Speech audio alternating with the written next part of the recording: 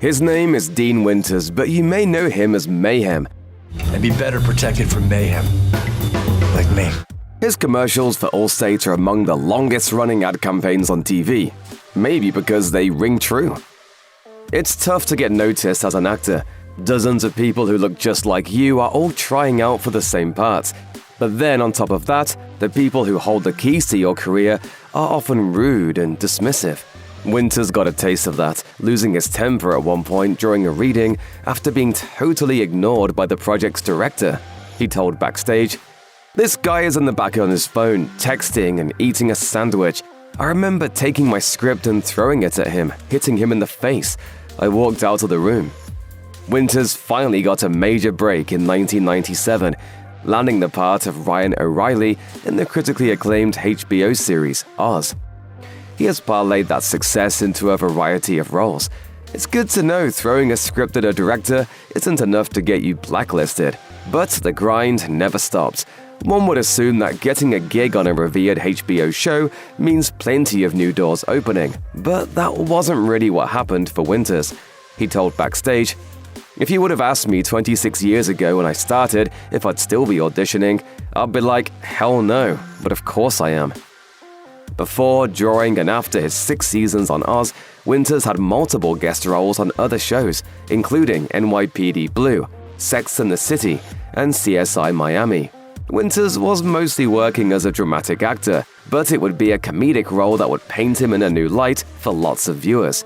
In 2006, he snagged a recurring role as Liz Lemon's ex, Dennis, on 30 Rock.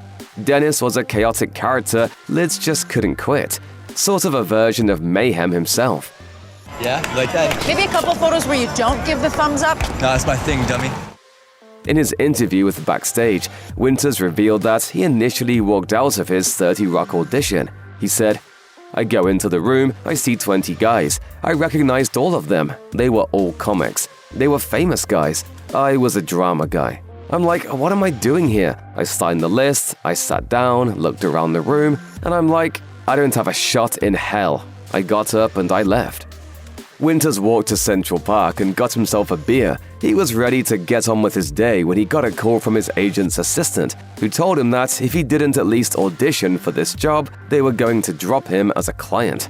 That whole moment of crisis ended up working out for the best. Winters explained that the walk back to Rockefeller Center gave him time to figure out how he was going to approach the audition. He said, "The way that I played it apparently was different from the other 20 guys that had gone in. The way I played it was exactly how they wanted it, which was, this guy believed in everything that he said, no matter how audacious it was, and he said it with a straight face."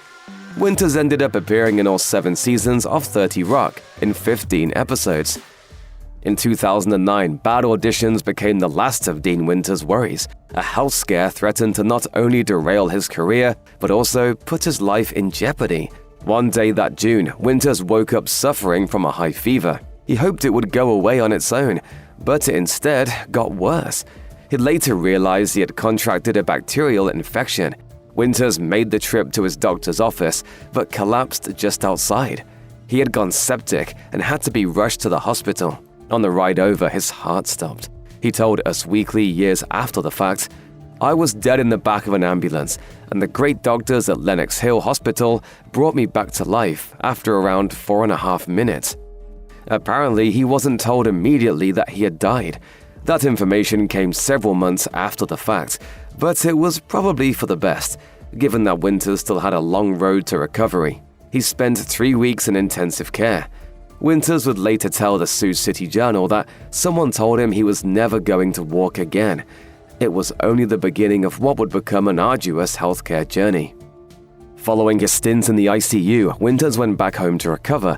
After a month of recuperating, he developed gangrene, a condition that can happen after a severe infection in which bodily tissue begins to die. Gangrene restricts blood flow and can be fatal if it isn't treated soon enough. Winters had to go back to the hospital, and over the course of the next year, he underwent numerous operations, including amputations for 2 of his toes, as well as part of 1 thumb. Other procedures included skin grafts and reconstruction on his right hand. During that time, of course, Winters couldn't work. It even got to a point where he wondered if he'd be able to continue acting. But he found hope.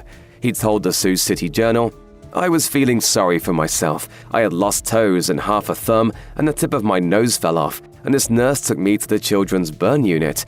I saw these 8 kids with prosthetic legs playing soccer, and I thought, that's it. That's the moment when I turned everything around and decided to learn how to walk again."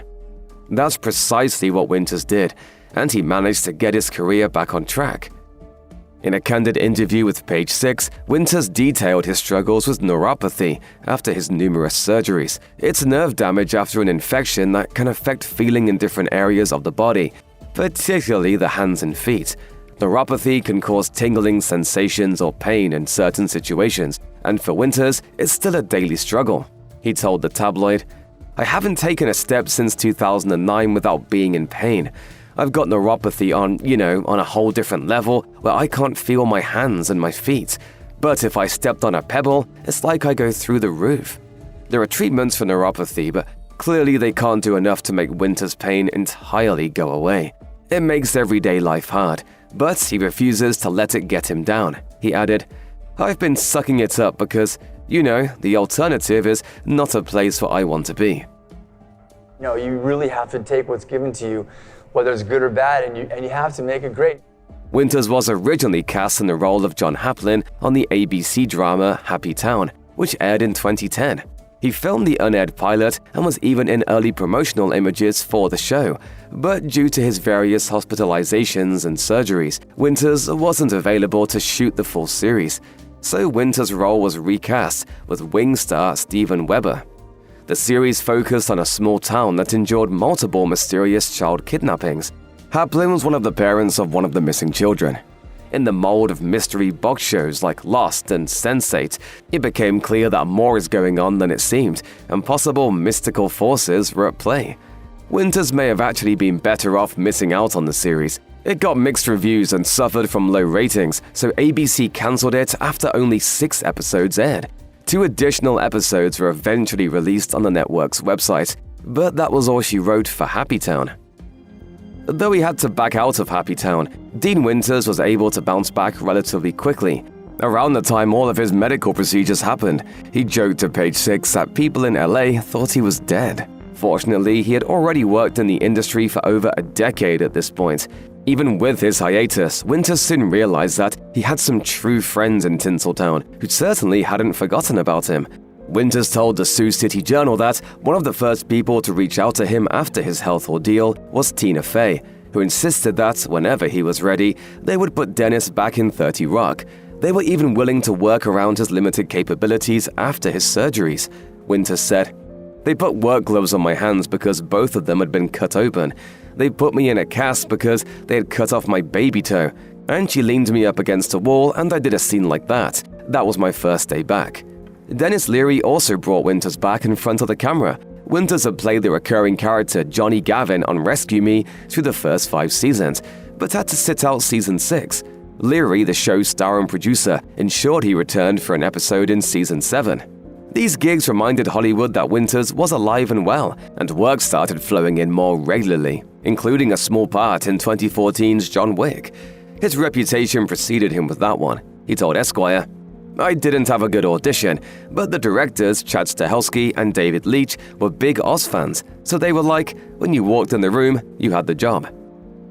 Acting in commercials is often seen as the bottom rung on the Hollywood ladder. They're viewed as a starting place for kids taking their first steps or a dumping ground for actors who lack the talent to make it in television or film. That's how Winters felt about taking advertising jobs when he was first approached about the Allstate Mayhem campaign. Winters has revealed in interviews that he thought he was too good to be a commercial actor. My smart-ass remark was that I became an actor so I wouldn't have to put on a suit and sell insurance. That initial no came prior to his hospitalizations. Allstate must have known there was something special about Winters, because even after all he had been through, they came back and offered him the part once he was feeling better. Winters may have been hesitant about selling insurance at first, but he told the Sioux City Journal he owes Allstate everything now. He explained, "They came to me knowing I was in the gutter, and they breathed new life in me and helped restore confidence in myself." Allstate has had other campaigns over the years, but Mayhem continues to be the company's bread and butter. Winters returns for new spots all the time, including a 2025 commercial that sees him as an annoying baseball dad who throws a bat right into a car's windshield. Against the odds, Dean Winters got his career back on track following his near-death experience, but the whole ordeal inevitably slowed him down a bit.